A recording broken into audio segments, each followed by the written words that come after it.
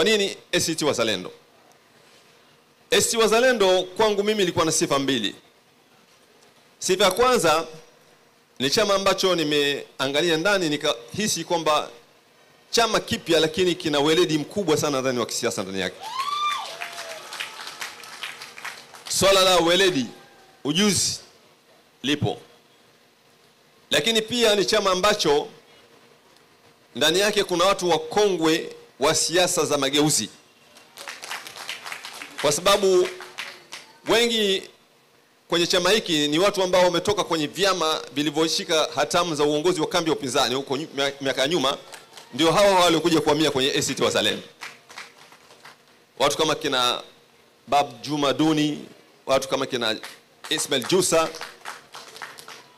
Lakini kuna watu wenye uwezo mkubwa sana katika nchi hii na walioshika wadhifa kwa uadilifu. Mtu kama Othman Masudi, mtu ambaye aliweza kuacha wadhifa wa serikali pale alipoona kwamba serikali inaongozwa kwa usaliti, akatoka akaamua kuacha wadhifa wa kiserikali. Lakini la pili, la tatu, chama hiki tayari kina mguu mmoja serikalini.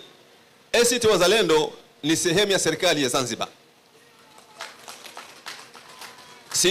Sisemi kwamba labda pengine mpaka sasa hivi serikali ile ya muungano kwamba labda inafanya vizuri, mimi sizungumzi huko au haijafanya vizuri, lakini tayari chama hiki kina mguu kwenye serikali ya Zanzibar.